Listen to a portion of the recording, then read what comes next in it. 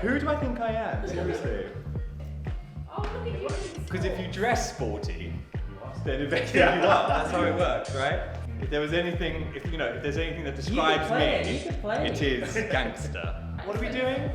Hello and welcome back to someone else's story. Happy New Year. I hope you all had the best holiday season. Now, it is January and this is the time where people start to take up some New Year's resolutions. Some of them fail, some of them succeed. So for the first 3 interviews of 2021, I will be offering up some resolution real talk. We will be taking 3 resolutions that people tend to take on at the beginning of a year and offering up some advice, some experiences, some stories to maybe help guide you along your way.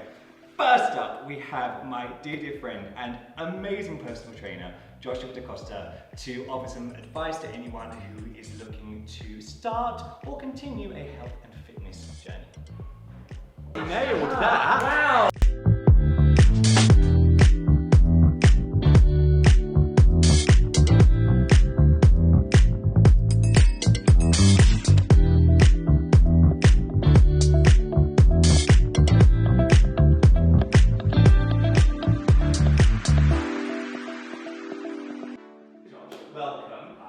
Before we start, what would you say are your 3 top tips for getting a New Year's resolution started and continuing? Okay, so the first thing that most people need to kind of acknowledge is making sure that they do something that they enjoy. So you have to ask yourself, can you do something a year from now and keep doing it year in, year out, essentially? So most of the time when it comes to January, most people tend to go for fad diets, something that's too rigid. They get a little bit stuck and then they give up. That's not the answer. Do something that comes a little bit more natural to you. The second thing would be making sure that you have progression in mind. You know, something that you can actually start doing, but you're not going to be perfect to begin with. But after a while of continuing to do it and actually aiming to progress, you'll actually get stronger, get fitter, you'll feel happier, you feel better doing it. Those are the 2 things that you normally want to focus on as well. And then the third thing, most of the time, people tend to go on their journey alone, but if you actually focus on having a strong support system, then essentially you can discover different sort of problems, find different sort of solutions together so that you can actually progress together. So, full disclaimer, this is not a video telling you what you should or shouldn't be doing with your bodies. No one has the right to do that, only you get to decide what you do with your body. However, if you are looking to better your health and fitness, this is just kind of opening up that dialogue, maybe giving a couple of tips and sharing some experiences of how I started. How did you get into personal training and helping people and just being your awesome self and changing lives? So essentially it was a bit of a long journey. I was very sporty as a kid, but then also had the arts in line with that as well. So a lot of my childhood and in my teenage years, essentially, I was trying to figure out what I wanted to do. I ended up going down the acting route first and foremost, but then coincidentally when I got to drama school, one of the assignments that we were given was giving ourselves a plan of action to do. And that was, you know, if you are to be an actor, be a performer, it's not always the most reliant of income, it's not the most reliant of job journeys that you should, focus on. So how can you support yourself in that respect? And one of the aspects was try and do something that I enjoyed, which was, helping people, being sporty, being fit, maybe trying to help them get fitter, solve their problems as well. So I kind of came to the conclusion about running a business that could coexist with my acting career, and that was how I developed my online fitness business. Me and Josh went to the same drama school. You were a year, 2 years ago. I believe it's 2 years, yeah. Yeah, but I come from a family where we look at food, we put on weight. That's kind of how we build, that's how we roll, and also we like our food. So skip back around about 3 years, and for various reasons, one of those being grandparents, struggling health-wise after, I think it's a generational thing, not having much of a health focus. I had put on a little bit more than I wanted to over a Christmas period. But Josh, you just started doing kind of posting online stuff. Yeah. Not just started, that's so demeaning. You've been doing it for a while, I was taking notice. And so I gave Josh a call and was like, help me. Yeah. And that was it. Bar one little break where I did the Edinburgh Fringe Festival and couldn't even afford food. So didn't need a trainer. But I tell you what, over that time, it really emphasises the value for me of having a trainer. Not everyone needs a trainer, but as someone who has no capacity for understanding nutrition or exercise and isn't particularly self-motivated in those areas. Just about offering that kind of support if it's needed, you know. Big time. I think that's the main thing that, you know, it's never a business or business model that should be a dictatorship. Yeah. It's not something that as the trainer should tell you what to do.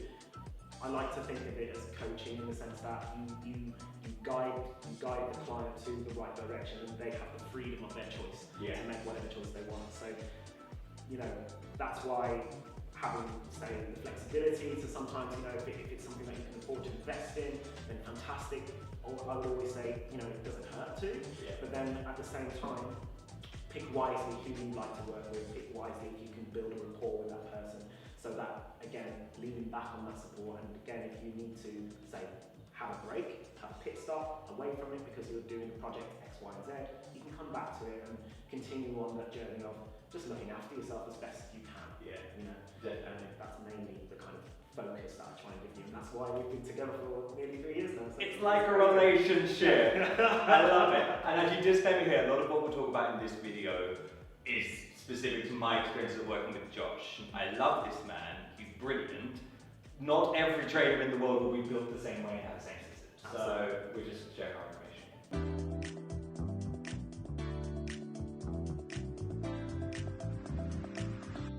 So what we're going to do now is Josh is going to deconstruct some very well-known myths about health, fitness and well-being whilst I get to do exercise in the background. Me! Okay, let's do it. What are we doing first? Okay, so the first thing we're going to do for Sam is to get him into a wall sit. So back against the wall, make sure that you're at the right angle and you will stay there whilst I debunk this myth. And the first myth that we want to go over is clean eating.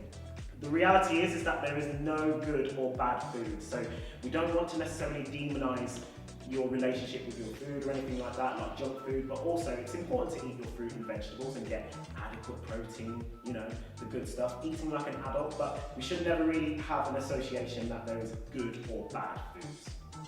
Yeah, that's kind of good. The second thing that we're going to get Sam to do is some push-ups. And the second myth is if you lift weights or if you do too much resistance training, you're going to get too big. God, I wish it was that easy, right? But essentially, it's not really the case. Most people would have to put on a phenomenal amount of muscle in order for them to actually look too big. And we forget about the actual benefits that it brings to your health to bring resistance training, lifting weights, challenging yourself with bodyweight exercises to make sure that you look after your bone health, your bone density, even things like your skin will radiate better skin, your posture, better sleep, you name it. Even chronic diseases, resistance training and lifting weights is a massive, massive benefactor for you all. Yes! Those were the best push-ups I have ever done. I looked incredible. Anyway. Okay, Sam, crunches. Good. Here we go. The third myth essentially is you don't need to crunch your way to a six-pack, or the idea that you think that you have to. You don't crunch your way to a six-pack. The idea is that you think that you can spot reduce if you do so many crunches that you'll actually tone up that area better.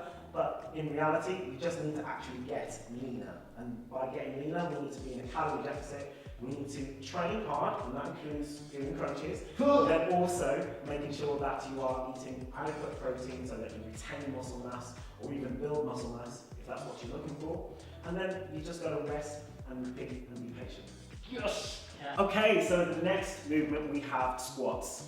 Let's do it. Okay. And the next myth that we have, which is myth number 4, is if you have a fast or slow metabolism, that is the reason why your body shape is X, Y, and Z. So if you struggle to lose weight, it's not necessarily your metabolism that is at fault towards that. Most of the time, it's just simply because you're either inactive when you need to be a little bit more active and you need to actually fix your poor diet at that moment in time. But these are really quick fixes that can actually be addressed. And with that in mind, it won't be your metabolism that will stop you from losing weight or even gaining weight if that is what you want. No. He's going to hold the plank. I'm going to try and talk this next myth really slow. Don't do it! And that is, butt down, make sure. And that is basically the gym or personal trainers is not necessarily a scary place or scary environment to be in. Most people out there, or most gym environments, got negative stigma because there's lifting weights and people making grunty sounds. When in reality, it's just people pushing themselves to better themselves. And if you are kind of unsure or anything like that, then essentially gym or personal trainers or online trainers are there to help you. Okay, so don't be afraid to kind of test yourself with the correct guidance out there. There is plenty of people out there that is going to help you actually integrate into the gym environment if that is what you want to do. Or if you want to do stuff at home like what Sam is doing right now, there is plenty of people out there that can help you get yourself in the right direction. Yes! So, I thought it would be good just kind of for both of us to talk about the #gains of working with trainer, what you enjoy about working with clients. Yeah. Go on. Working with clients especially has its challenges naturally, but the most important thing is that we're problem solvers as coaches. I think that's the main thing. And so it's an ever-growing experience in terms of finding out, have you provided all the answers that does that client need? And you're constantly kind of just tackling things bit by bit, week in, week out, to make sure that they get everything that they need from you as a resource, But no, essentially just running that alongside my acting career, just helping people solve their problems and better themselves, in their own mind, their own vision for themselves. That's the best joy about it, for sure. But yeah, it's great. And working with you, it's been a joy just seeing how proud I am of you genuinely. I keep saying it to you, but you've done so well over the last 3 years, which I can't believe it's flown by. I haven't been to another training, so I have no frame of reference, but you are so good. Like Josh spoke earlier about gym being intimidating environment. For the first month of working with Josh, I was going into the gym, stretching and leaving because I was so scared. And like you said, eventually you realise that no one else cares. No. One of the best moments for me was I was doing bench press and got a little bit too excited. You might remember this. Got a bit too excited and I couldn't hold it and it kind of pinned me. Yeah. And I kind of just rolled it off myself and got to standing again. And no one batted an eye, like no one cared. Everyone was just like, not in an idiot way, it was just like everyone was just focused on what they were doing. Absolutely, it's what I like to refer as gym intimidation. Yeah. So essentially it's, it's kind of in your own head that when you go, people are going to automatically have eyeballs on you. But you have to remember that the gym or any exercise space, they're there for themselves. They're not there for a social or looking at you. And if they are, then they're in there for the wrong reasons anyway. They're not the ones that are actually going to benefit from being in the gym in the first place. Yeah. An environment that hopefully in the future will be have a bit more of a positive reflection on it. I feel like that's not spoken about either. Like the only way that people know how to do exercises is either you're taught them or you look them up on YouTube. And YouTube is a great resource. I didn't know there's loads of how-to videos on it. There's some really great. Absolutely. I mean, Google now as well. Google in general, just the search platforms out there. It's just a great place to learn from. I extended my qualifications by searching on Google great places to extend your qualifications. Yeah. Something as simple as how to do this exercise, Google and YouTube do have those resources. But then over time, providing my own kind of expertise on that as well, and hopefully putting that onto YouTube and transferring it into the clientele. With a little bit more support, you can find out these answers, solve these problems quicker and more efficiently. And then that will help you kind of integrate into the gym environment. Kind of like going into a car and going on a simulator, then going into a driving test, and then actually driving on your own. The faster that we can speed up that process for people in a more safe and efficient manner, the better. And I believe that's what we work towards, and that's what I've worked towards with many other clients as well. But you've done super well, and you've gone on to, obviously this year with coronavirus and lockdown, the past year just gone, was a challenge. Obviously the gyms were shut for a large period of that time. you know, we transfer the same sort of kind of direction, but to work at home and training in the gym, training at home with equipment, with resistance bands. Nightmare. Yeah. They look like a big elastic band, they're more bands, there's so much more.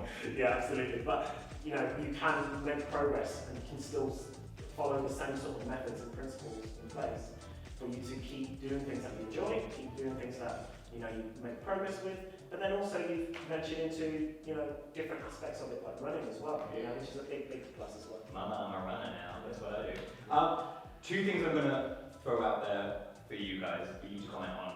I think for me, the whole thing about, just to clarify as well, Josh, is do you call yourself a remote trainer? I call you an online trainer. Online trainer, online coach. So we have an app that we work through. Josh sends out exercises. We check in with like numbers and that kind of stuff, which we won't talk about numbers because that's not always the most helpful way forward talking broadly, but it's very progress based just to see this is working, this isn't working, what's happened, and that's why you adjust. It's not becoming... That's like my job. I always try and get them to not worry, try and get the client to not worry about the numbers as such. Yeah. I do need them, but it's just the kind of ways to do your progress. Yeah, absolutely. If it educates you along the way as well. Yeah, and for me, a benefit of working with a remote online training is that I've kind of been able to sort it around life, which changes a lot for actors. We're not always having the same schedule, but kind of that feeds into as well something that I find is very important is to acknowledge that your fitness journey is just that.